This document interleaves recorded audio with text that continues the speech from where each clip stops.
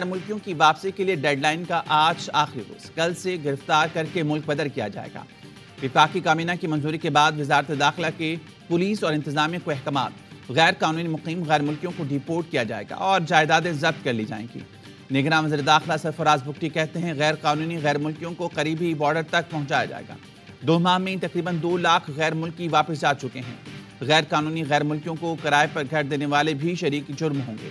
انخلا کسی مخصوص گروہ کے خلاف نہیں، غیر قانونی غیر ملکیوں کو واپس جانا ہوگا۔ وزیر اطلاعات مرتضی سولنگی نے کہا، انخلا کا باقاعدہ نظام وضع کر لیا، مختلف شہروں میں ہولڈنگ ایریاز اور عارضی کیمپ قائم کر دیے گئے ہیں۔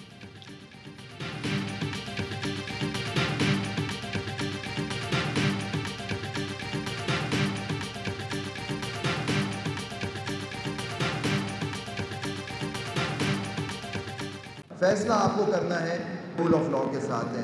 اگر پروفیشنل گروپ کے آپ ممبران کو الیکٹ کریں گے میاں قدوس کی صدارت میں، تو آپ رول آف لا اور آئین کے ساتھ کھڑے ہوں گے۔ یہی الیکشن ہے اور کوئی الیکشن نہیں۔ سپریم کورٹ بار کے سالانہ انتخابات پولنگ کچھ دیر میں شروع ہوگی۔ صدر حامد خان گروپ کے میاں عبدالقدوس کا شہزاد شوکت سے مقابلہ، سیکرٹری کے لیے سلمان منصور اور علی عمران سعید مقابلے میں ہیں۔ انتخابات میں حامد خان گروپ کی پوزیشن انتہائی مضبوط۔ حامد خان کہتے ہیں یہ الیکشن 2 بیانیوں کا مقابلہ ہے، آئین کی سربلندی کے لیے کام کرتے رہیں گے۔ عابد زبیری کا کہنا تھا میاں عبدالقدوس کے ساتھ کھڑے ہونے والے ہی قانون کی حکمرانی کے ساتھ کھڑے ہوں گے، سوچ سمجھ کر ووٹ ڈالیں۔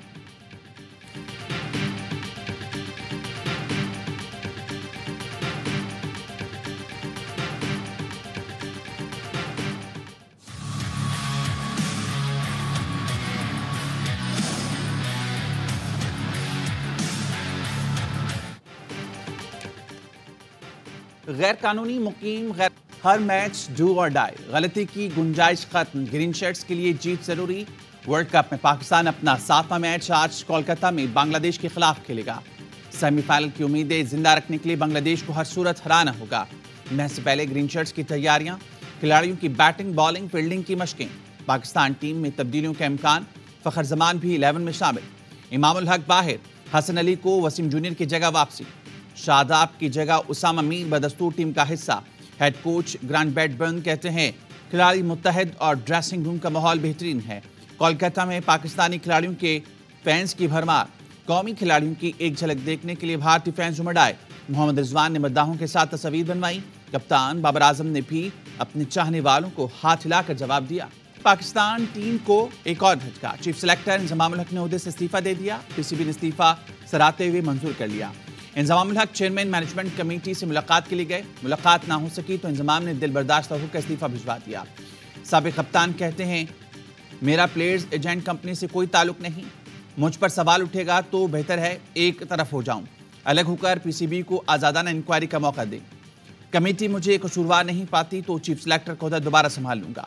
ٹیم سے کہا ہے ابھی باقی 3 میچ بہترین انداز میں کھیلیں اور جیتیں۔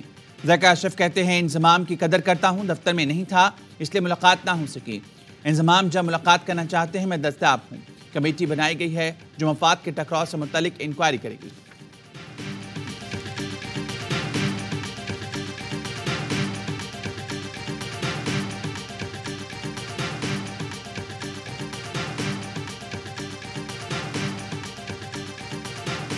ساتھ شیئر ہولڈر ہو تو ایسے میں وہ کیسے غیر جانبدار چیف سلیکٹر بن سکتے ہیں؟ معاملے کی وضاحت کے لیے ذکا اشرف نے انضمام الحق کو پی سی بی ہیڈ کوارٹر میں طلب کیا۔ ملاقات نہ ہوئی تو چیف سلیکٹر نے بورڈ کو استعفیٰ دے دیا۔ تحقیقات کرنے والی 5 رکنی کمیٹی کے نام سامنے آ گئے۔ Colonel retired Khalid, colonel retired Akhtar, director media Aliya Rasheed committee میں شامل ہیں۔ لیگل اور آڈٹ ٹیم کا ایک نمائندہ بھی انکوائری کمیٹی کا حصہ ہوگا۔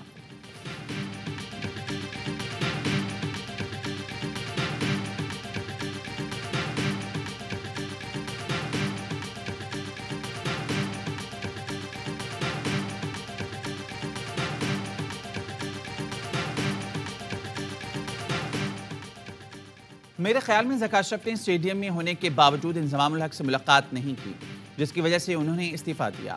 سابق کرکٹر باسط علی کا اے آر وائی نیوز کی اسپیشل ٹرانسمیشن میں اظہار خیال۔ کامران اکمل نے کہا بوجھ اور راشد لطیف کی باتوں سے ہمارے کپتان کی بدنامی ہو رہی ہے، ورلڈ کپ کے دوران ایسے معاملات سامنے نہیں آنے چاہیے تھے۔ اظہر علی بولے دنیا بھر میں پاکستان کا مذاق اڑ رہا ہے، سب جگہ سے میسج آ رہے ہیں کہ پاکستان کرکٹ میں یہ کیا ہو رہا ہے۔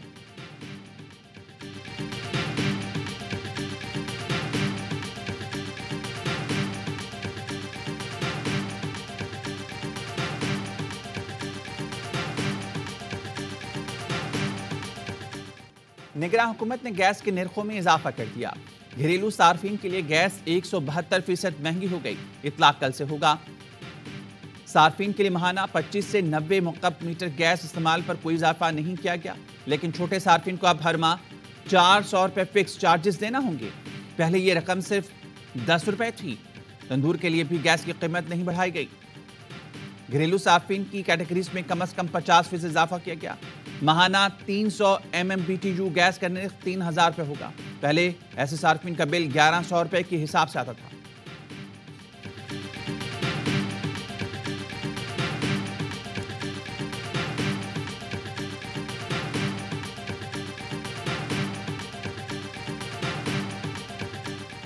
وزیر اعلیٰ پنجاب کے زیر صدارت اجلاس، انتخابات کے لیے پنجاب حکومت کی تیاریوں کا تفصیلی جائزہ لیا گیا۔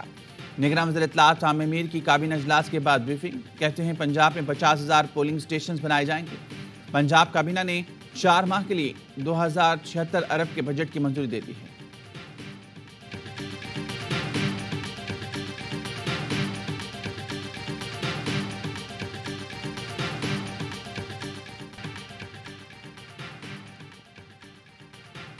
آرٹیکل 254 کے مطابق کوئی کام تاخیر سے ہونے سے غیرانی نہیں ہو جاتا۔ پنجاب اور خیبر پختونخوا میں الیکشن میں وزیر اعظم بننے سے پہلے تاخیر کا شکار ہوئے تھے۔ نگراں وزیر اعظم کہتے ہیں نگراں حکومت کا قیام آئینی طریقے سے عمل میں لایا گیا۔ عام انتخابات کی تاریخ کا اعلان الیکشن کمیشن کرے گا۔ ہمارا کام معاونت کرنا ہے۔ ملک میں اس وقت مستحکم نہیں، اب بری جمہوریت ہے۔ انوار الحق کاکڑ کی لاہور میں یونیورسٹی آف مینجمنٹ سائنسز میں طلبہ سے گفتگو، کہا تعصب سے بالاتر ہو کر ہمیں قومی تعمیر اور ترقی میں حصہ ڈالنا چاہیے۔ معیاری تعلیم کے فروغ میں لمس کا کردار قابل تعریف ہے۔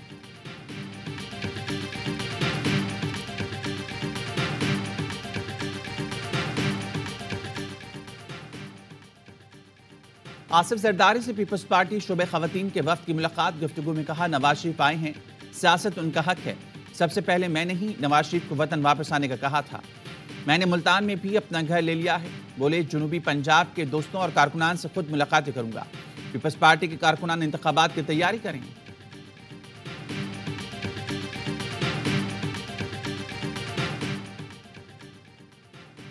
پنجاب اسمبلی بھرتیاں کیس پرویز الہی کے جسمانی ریمانڈ کے استدعا مسترد، لاہور کی عدالت نے جوڈیشل ریمانڈ پر اڈیالہ جیل بھیج دیا۔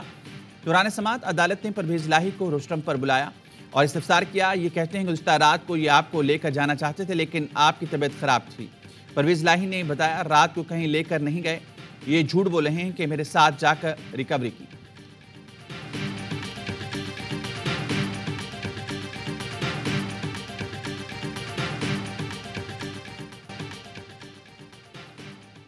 حماس نے غزہ پر اسرائیل کا ٹینکوں سے حملہ ناکام بنا دیا۔ القسام بریگیڈ کا بھرپور جوابی حملہ، اسرائیلی فوجی ٹینک، بلڈوزر، جنگی سامان اور فوجیوں کی لاشیں چھوڑ کر پسپا ہو گئے۔ اسرائیل کی غزہ کو شمال اور جنوب میں تقسیم کرنے کی کوشش ناکام۔ طاقت کے ضم میں غزہ پر 3 اطراف سے یلغار کرنے والی اسرائیلی فوج 3 دن بعد الٹے پیر بھاگنے پر مجبور ہو گئی۔ سینئر حماس رہنما موسیٰ محمد نے کہا اگر 7 اکتوبر کو یہ پتا ہوتا کہ اسرائیلی فوج اتنی کمزور ہے تو سیدھا تل ابیب پر حملہ کرتے۔ رہنما نے مغرب کنارے اور حزب اللہ سے کارروائی نہ کرنے کا شکوہ بھی کیا۔ اسکول بھی تباہ ہو گئے۔ عالمی بینک نے فلسطین اسرائیل کشیدگی پر خطرے کی گھنٹی بجا دی، کہا مشرق وسطیٰ کی کشیدگی تیل کی عالمی قیمت بڑھانے کا سبب بن سکتی ہے۔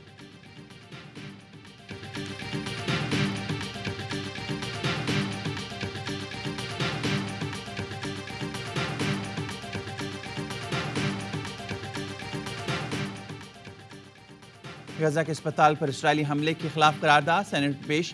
اسحاق ڈار نے کہا ہم نے فلسطینی عوام کے لیے بامانی کوشش کرنا ہوگی، ہر متعلقہ فورم پر اپنی آواز بلند کرنا ہوگی۔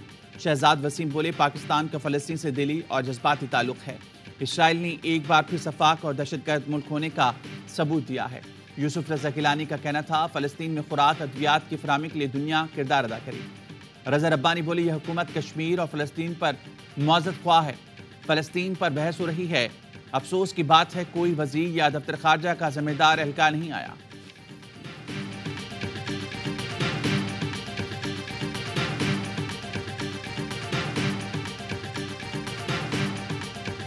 مولانا طارق جمیل کے صاحبزادے عاصم جمیل کی نماز جنازہ ادا۔ عاصم جمیل گزشتہ روز گولی لگنے سے جاں بحق ہو گئے تھے۔ مولانا یوسف جمیل کہتے ہیں عاصم بچپن سے شدید ڈپریشن کا مریض تھا۔ علاج کے غرض سے پچھلے 6 ماہ سے بجلی کے جھٹکے دیے جا رہے تھے۔ اس نے گارڈ سے گن لے کر خود کو گولی ماری۔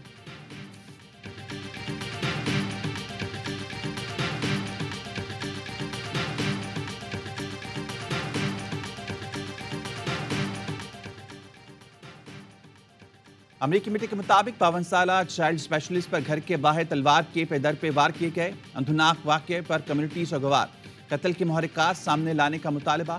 پاکستان نژاد ڈیموکریٹ رہنما ڈاکٹر آصف ریاض قدیر کہتے ہیں اسٹیٹ بینک آف پاکستان کا شرح سود 22% برقرار رکھنے کا فیصلہ اگلے 1.5 ماہ کے لیے مانیٹری پالیسی کا اعلان کر دیا۔ اسٹیٹ بینک کا کہنا ہے کہ فیصلہ کرنٹ اکاؤنٹ خسارے میں کمی کی وجہ سے کیا گیا۔ ستمبر میں مہنگائی کی شرح 31.44 رہی۔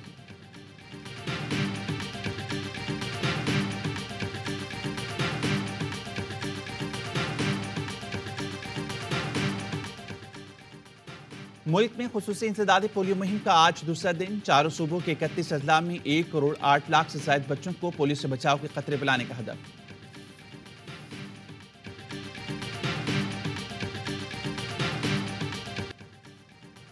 کرکٹ کا ہر لمحہ پرجوش، ماہرانہ تجزیے اور تبصرے۔ باسط علی کہتے ہیں افغانستان ہدف کو ایسے کامیابی سے چیز کر رہا ہے جیسے آسٹریلیا کرتا ہے۔ کامران اکمل بولے افغانستان بہت اچھا کھیل رہا ہے، اس لیے پوائنٹس ٹیبل پر اوپر آ گیا۔ اظہر علی کا کہنا تھا افغان ٹیم بالنگ اور بیٹنگ دونوں میں مضبوط ہے، وہ اپنے ہر باکس کو تک رہے ہیں۔ مصطفیٰ چودھری، خواجہ سعد رفیع کا روپ دھارا، عادی نے بھی چٹکلوں سے خوب ہنسایا۔